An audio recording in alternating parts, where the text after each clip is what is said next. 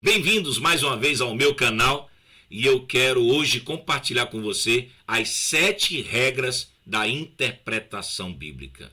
A verdade é que você não pode estudar a Bíblia ou pesquisar a palavra de Deus ou tentar interpretar a palavra de Deus de qualquer maneira. Porque, como alguém já disse, texto sem contexto vira pretexto e pretexto é sim um instrumento para a fabricação de muitas heresias. Infelizmente, alguns púlpitos acabam transmitindo muita asneira, muita besteira, muita gente dizendo o que o texto não autorizou este mensageiro a dizer. E para que você não faça leituras equivocadas ou faça interpretações absolutamente errôneas da palavra de Deus, eu quero te oferecer as 7 regras da interpretação bíblica.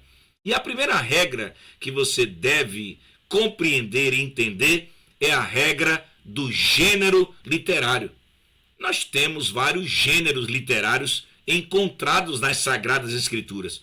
O gênero da poesia, o gênero da profecia, o gênero das cartas, o gênero da sabedoria, o gênero da narrativa, o gênero apocalíptico.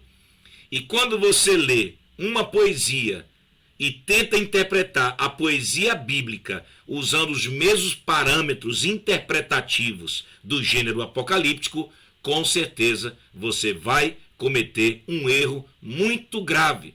Ah, mas eu ainda não conheço muito bem esse assunto, gênero literário. Ah, às vezes eu queria estudar mais sobre isso para poder interpretar melhor a palavra de Deus.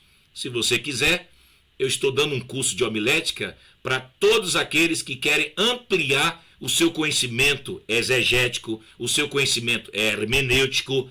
Por sinal, hoje eu liberei mais uma aula do meu curso, onde eu trabalho exatamente a ciência da interpretação bíblica. Porque para ser um bom homilista, um bom pregador, você tem que entender minimamente de questões exegéticas, mas também você tem que entender de questões hermenêuticas. E um dos princípios da ciência da interpretação da Bíblia é você exatamente identificar o gênero literário de cada texto da palavra de Deus. Porque, por exemplo, quando você trabalha com poesia, você tem a questão rítmica, você tem a questão métrica, você tem os paralelismos de uma poesia hebraica. Diferente, por exemplo, de uma narrativa de Atos dos Apóstolos, onde você precisa identificar o enredo, o início, o meio, o desenvolvimento, os personagens, o contexto histórico. E para cada tipo de gênero literário, você tem uma abordagem interpretativa diferente. Então aprenda isso. Você precisa estudar os gêneros literários. A segunda regra para você interpretar corretamente a palavra de Deus é você observar o contexto. Gente, não tem jeito. Você precisa compreender o contexto, o ambiente, o lugar onde aquele texto foi produzido, onde aquela revelação foi dada por Deus, onde alguém foi inspirado pelo Espírito Santo para entregar uma mensagem. Mas essa pessoa estava com seus pés sobre o chão, porque todo discurso é feito a partir de um lugar. Então você precisa entender o contexto cultural, o contexto político, o contexto social, o contexto religioso, o contexto linguístico, o contexto sociológico, porque à medida que você acessa esse background, que é o contexto, o pano de fundo, o que está por trás do texto, você sim tem a condição, você está apto para extrair o sentido original do autor para que você pregue de forma fidedigna a palavra de Deus. Então, por exemplo, quando você lê em Jeremias 29 que o Senhor enviou uma mensagem dizendo que o povo não deveria temer o futuro, porque eu sei os planos que eu tenho para vocês. Os planos de fazer-lhes prosperar. Se você não entende o background e o contexto desse texto, você vai achar que a Bíblia está fundamentando a teologia da prosperidade. E não é nada disso. O texto está falando de um povo que está sofrendo na Babilônia, e esse povo que havia perdido a esperança estava recebendo de Deus novamente a promessa que este povo iria ser conduzido à sua terra. Por quê? Bastava apenas que o povo permanecesse fiel, apesar de estar vivendo e estar inserido num contexto babilônico, que era um contexto extremamente complicado, mas que a promessa de Deus se cumpriria. Quando o pregador ele não respeita o contexto, ele acaba usando o texto sem contexto, e isso é que vira pretexto, para que ele dissimule, para que ele propague heresias que tanto tem destruído o povo de Deus. Então você precisa respeitar essa segunda regra. A terceira regra, a questão da semântica. O que é a semântica? É a busca pelo significado. É tentar compreender o verdadeiro significado. Você precisa compreender o significado estrutural, o significado circunstancial do texto. Você precisa entender que há também um significado referencial. O estudo da semântica é extremamente importante, porque se você não compreende a dimensão semântica do texto, com certeza você fará interpretações equivocadas do texto. A quarta regra, você precisa observar o quadro geral.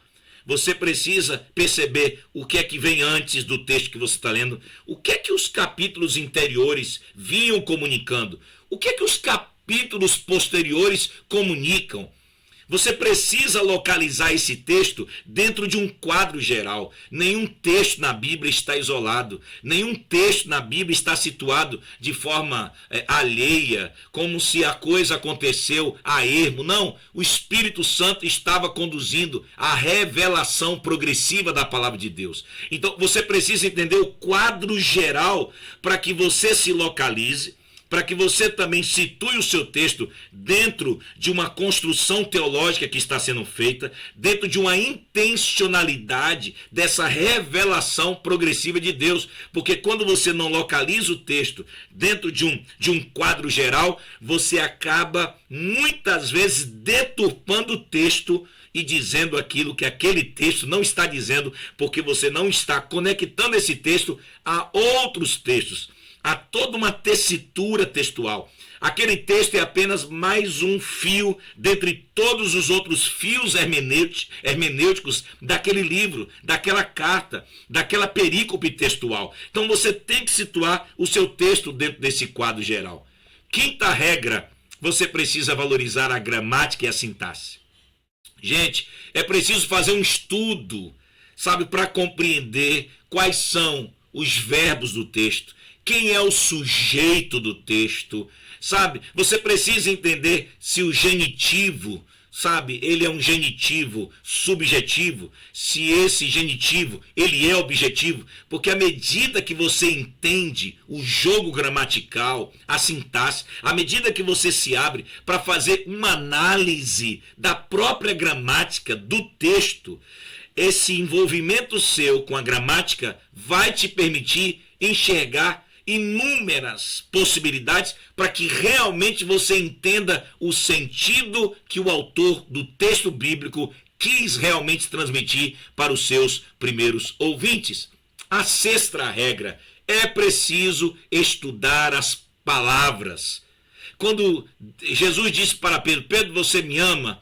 E Pedro não responde à altura da expectativa de Jesus. Jesus queria receber de Pedro o amor ágape, para que esse amor ágape, que é o amor sacrificial, capacitasse Pedro a cuidar das ovelhas de Jesus. Mas a resposta de Pedro não era ágape, a resposta de Pedro era filéu, amor fraterno, amor de amigos. Mas para cuidar das ovelhas de Jesus, Jesus espera que nós o amemos com amor ágape, que é o amor que se dá, que se entrega, que se sacrifica. Quando você lê o texto em português, simplesmente você não consegue enxergar a diferença das palavras. E uma das regras para você interpretar bem o texto bíblico é analisar palavra por palavra, para que você entenda que a partir do estudo das próprias palavras, você entenderá melhor o sentido do texto. E a sétima regra é você agora saber aplicar o sentido do texto. Alguém já disse que o verdadeiro pregador é aquele que lê o texto, é aquele que explica o texto e é aquele que aplica o texto. Porque depois de você analisar o gênero literário, analisar a semântica, analisar o quadro geral, analisar palavra por palavra, perceber onde esse texto está concordando com algum outro texto. Depois de você fazer todo esse exercício exegético, hermenêutico, agora está na hora de, através da sua mensagem, você aplicar esse sentido para a vida daqueles que te ouvem nos dias atuais. Um grande pregador é aquele que aproxima o passado do presente, é aquele que pega o sentido primeiro do texto que esse autor quis entregar para os seus primeiros ouvintes e traz esse texto para o mundo de hoje, para a vida de hoje, para que ele seja aplicável às dores e às demandas dos ouvintes da atualidade. Então, se você realmente entender essas 7 regras, você evolui muito como pregador. Se você considerar a questão do gênero literário, se você observar o contexto desse texto, porque o contexto responde o porquê que o autor está afirmando e por que ele está fazendo as afirmações a partir do seu contexto, que com certeza está enfrentando alguma realidade, e o seu texto é para oferecer uma resposta para o seu contexto.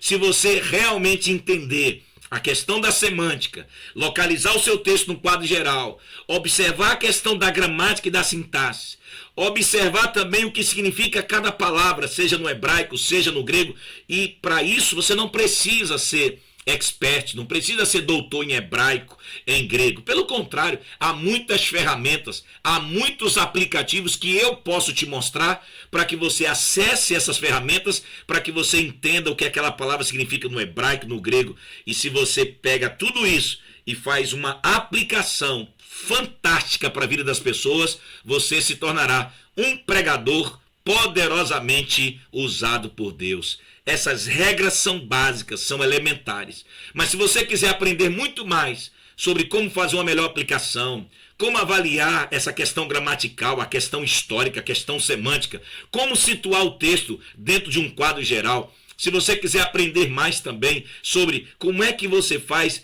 esse trabalho ser um pouco mais interessante na hora de você estruturar o seu sermão, a sua mensagem, para que você se sinta muito mais instrumentalizado, muito mais assessorado por todas essas ferramentas, eu convido você a conhecer meu curso Aprenda a Pregar, a Arte da Pregação, a Arte da Homilética, que está disponível no Hotmart. Nós vamos deixar todos esses endereços aqui embaixo para que você possa acessar meu curso. Tem lá a aula bônus, que é a aula inicial, para você poder acessar o conteúdo e perceber o quanto esse conteúdo também está acessível para você, para que você desenvolva a sua capacidade como pregador, como expositor e como um verdadeiro mestre da palavra de Deus. Eu convido você a conhecer meu curso para que você acesse muito mais, aprenda muito mais e aprimore, sabe, para que você se torne um grande mensageiro e uma grande mensageira da palavra de Deus. Que Deus te abençoe,